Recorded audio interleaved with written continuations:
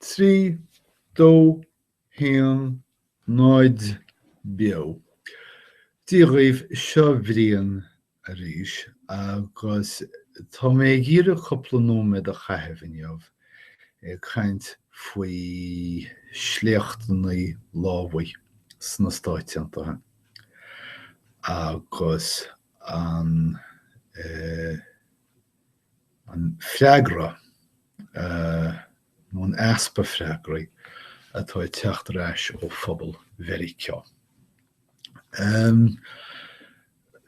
Tá sé táirlathe a ríis. An táim seo i California in áit dar bennim San Bernardino. Áit réab fear dar bennim siad Rizwan Farouk agus a bhean taisfín Malik isteach góisiir nolog an na runne sláindála sláinte an chundé sin agus war siad ceathrar díag a leid agus dearan go mbeidh an uimhir sin na gáardú. Rinne siad seo gléasta i gach éadaí, sé sin cach éadaí, éadaí catha, agus le rifle cogaí. Ach má sé níl tar fós cínte cén fá.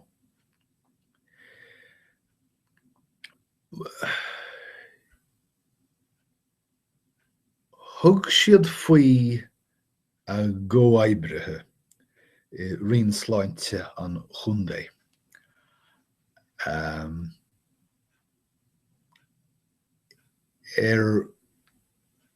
Chúiseannaí a cheapan daoine a mainan le díspóid oibre éigin.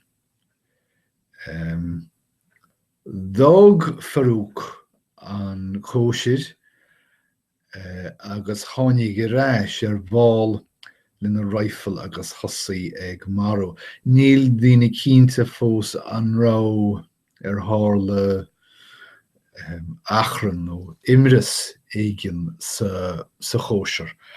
Ach fiú má tharla is léir go raibh an sí seo pleanáilte ag Farouk agus I bhean chéile le tamil fada. Ceannaíú na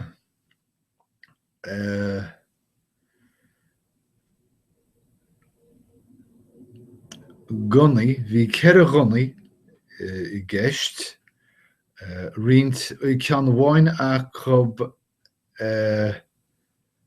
leis an lipéad M agus P military and police. Ní fis cinchaí a fuair sé an gunna sin agus bhí a leid rá rifle cogaí acu.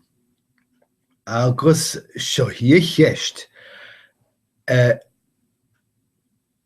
cinchaí an mhór síbhialtach gunnaí mar seo agus iad ceannathe agus díalta go dlíthúil. An bhfuil sé an am, ní cheiste seo, tá sé an am breanú dlíthe díalta na mbunaí America. Tá sé róasca iad a áil, róasca iad úsáid agus róasca daoine síbhialtaí, daoine neamhthiontacha a bharú leo. Now, ní fiú a bheith caint faoin méide le tharla. Bhí tóiríocht iní an Sléachta agus ar nó chuispáin na pólíní chomás tá siad san ag marú daoine agus bhí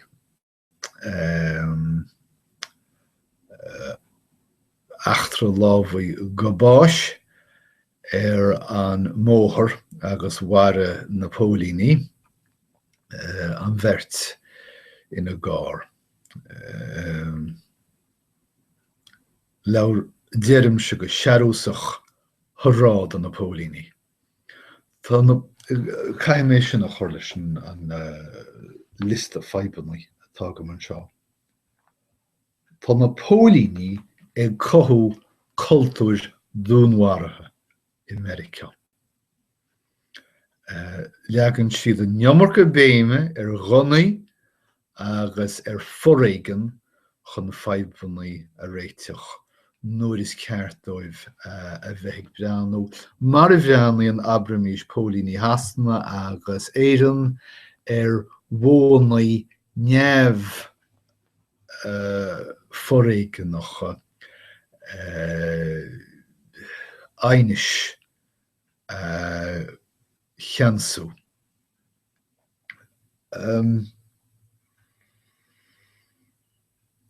Tá leanna mé roi nómad leanna mé racha mé síos mo lista pointí seo bheith ganín áit ar chur mé an cheist an bhfuil Islam i gceist. Níl an cheist sin féráil sa bhéidir mar tá Muslamaí maitheann sin a dhearthaí go láidir go neamhálamh agus go fearragach nach mainnean ISIS Daesh nó cibé anam atá tú gír a chorarab le Islam in éanchar. Fiú muna mainnean ceapan trodathe ceapan ceanarcaí ISIS, ISIL, IS, Daesh go bhfuil siad ag troid ar son Islam. Agus chahamid dá réir sin an dar cheist a chur an chéad cheist an nearna Farouk agus Malik an sí seo thar ceann Islam. Nílach rud amháin ar ólas agam faoi, i bhí é híon gom Islamach ceart chréadmhach siad Farouk agus gur theastail sé chun na hráibe Sáidí ghábhlíon nóhin chun bhean a fósa a múil sé léiche tríd an Idirlín. Sé sin bhí sé détáil ar an Idirlín. Níl dátar be ach go mbeidh daoine ag díriú áirde ar an meán, Taisfín Malik. An féidir nus caiim an focail radicalise agus radical lorgus bhach radicach nach é.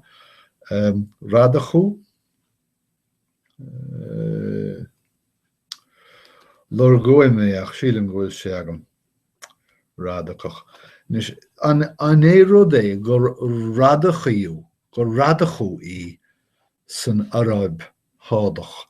Sulla dánig siamach go America in néchar agus chuidiú in áit í chun rud mar seo dhéanamh. Sé sin agriú é slí amháin nó slí eile go bósach an bhean seo radacathe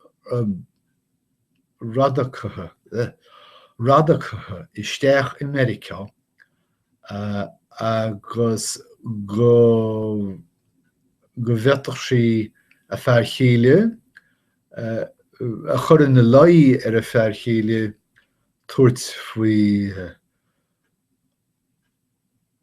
thuirt faoi ionsaí mar seo nó an bhfuil muid dul síos an chosáin bhí cheartain ar fad.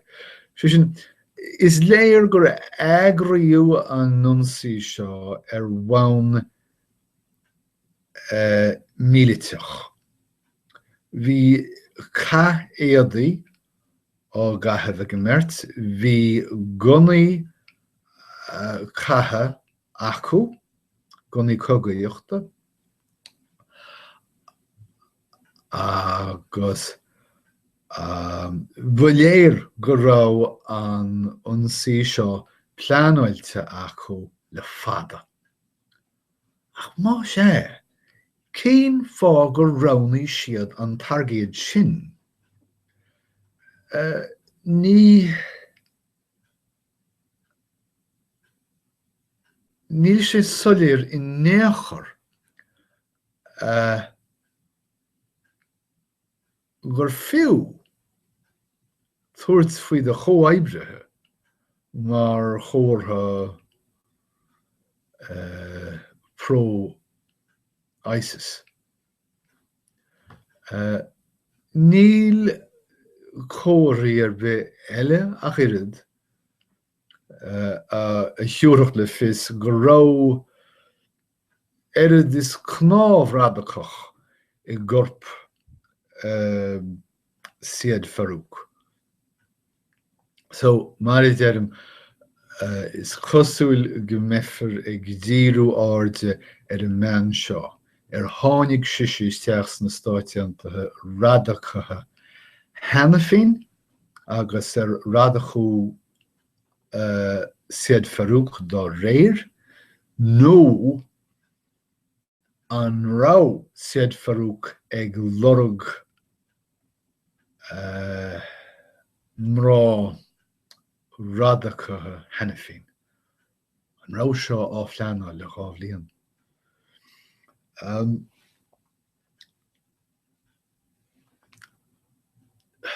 Má thaíonn an ceistú, an fisrú. Má thaíonn an fisrú sa treo sin bhaid freagra simplí ag Fox News. Bhí cheart gach moslamach a chaithfh isteach a bhríosún. Agus ní cheart aon rud a dhéanamh faoi ghannaí. Má thaíonn sé sa treo eile bheanófar mar gná achtra lámhaigh díreach cosúil leis na trí chéad cín eile. Trí chéad a tharla sa bhliain seo. Ní etlach sé tharlú ach America go gafaí San Bhíonú a thabhairt ar cad is Sléacht lámhaigh an. Ach tá San Bhíonú an. Marítar 4 nó níos mó. Agus de réir an San Bhíonúthe sin, tharla achtra, tharla Sléacht lámhaigh uair gach lá i mbliana. Ina measc achtraí lámhaigh inar mariú Babó linneamh 6,000 díos, inar mariú sean daoine, inar mariú daoine a bhí seasa ar leathtaobh nach raibh baint ar bethe go leo.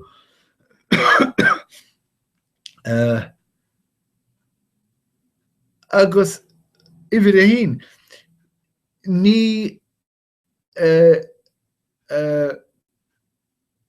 níl ins na heachtraí lámhaigh, ins na Sléachtaí lámhaigh seo ach níos lú ná 10 faoin géad de mharatha lámhaigh na Stáit Aontaithe. Marítar i bhfad os cionn 30,000 síomhéaltach na Stáit Aontaithe gach bliain. Idir féin mharatha agus dúnmharatha agus timpistí. Ní tharlaíonn sé seo in éon áit eile down. Is America bháin a hálíonn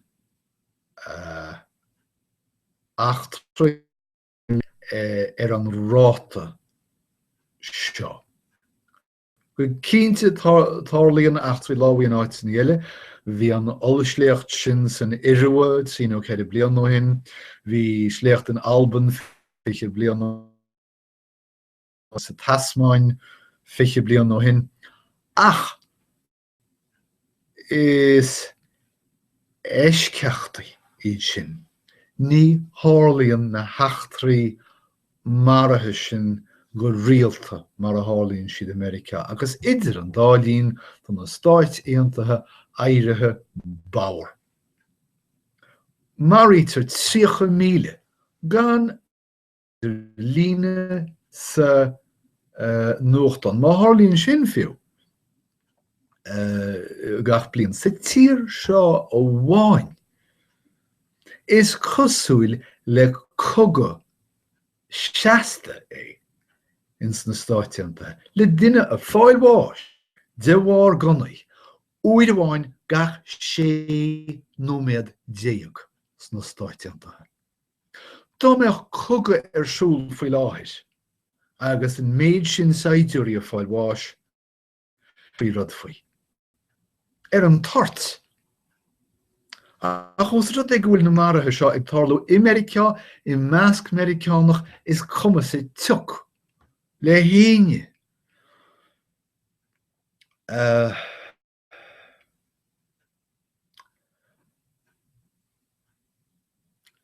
Tá sé seo tarlú le 300 bliain go léir. Agus sé go mór mhór bunreacht Mheiriceá. Déir an dara leasú Mheiriceá go bhfuil cad gan ag síránach bith Mheiriceá gunaí a bheith ina heilimh. Agus go dtí go nárófar an foráil sin den bhunreacht ní féidir dlíthe bith a ri bhain Stáit ná fiú bhain federálach éanaí seilimh gunaí. Agus an aibh is mó le bhunreacht Mheiriceá ná nach féidir athhrú go héasca. Caithfidh dhá thrian de chógálachaí na Stáit Aontaithe, sé sin cógálachaí na Stáit féin a bheith réon intin faoi seo. Agus sin idir tithe uachtarácha agus tithe íochtarácha. Sé sin seanid agus dáil mar hampla. Caithe gach teach a bheith réon intin. Agus an sin caithe an chógáil federálach a bheith ar a hon, caithe an tuachtarán a bheith ar a hon, agus diantar an leasú dá réir. Ní tharlú sin. Ní féidir sin tarlú, agus mar sin sílim I bhí a hain chafar an dlí sin a ahrú faoi chunas an bhunreacht a ahrú, agus I bhí a dó, leasú I bhí a dó do bhunreacht Mheiriceá a ahrú. Céir is féidir I dhéanamh?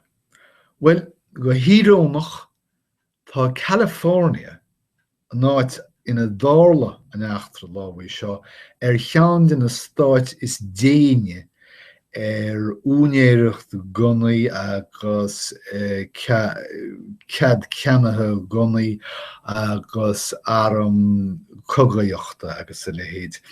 Agus dá réir is ísle an ráta dúnmhairthe gunaí I California ná bheag nach in éon Stáit eile ach bháin na ceantrachaí sin ina bhfuil drom gunaí sráide mar East Los Angeles. Southeast. Well, tá agah. ceantrachaí na drungannaí.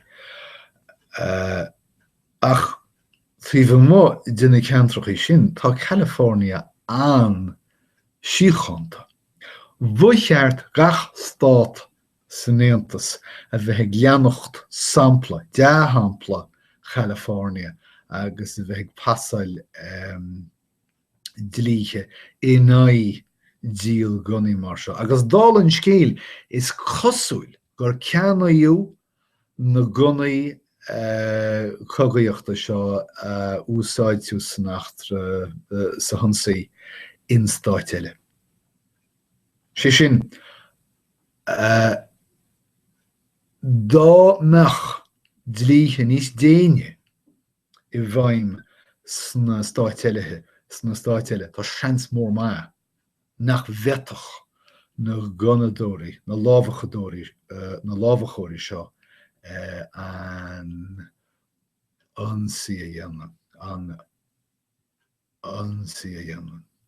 Well, sinna méid, agus mar is léir duit dí fasúil agam tá fergorm, agus ferg gan chumas, mar ní féidir éon rud a dhéanamh faoi seo, ach an teachtarach a chur amach. Tá súil agam go bhfuil daoine ag éisteacht, ach más féidir más féidir fiche páistí a bharú in Sandy Hook, Connecticut, gan athrú dlí ar bith, is féidir go dárlóí an achtarlámhaí seo gan freagra gan gníomh ar bith. Bhí cheart beart a dhéanamh sna se harán. So, sin mo chuid don láineamh agus tá brónarm a bheith chomh feargach faoi ach chafar é rá. Bhíoh lá maithagah tá na scamhail ardathe tá an ghrianig taine faoi dheire tá sé mína nolog, so slán támhail.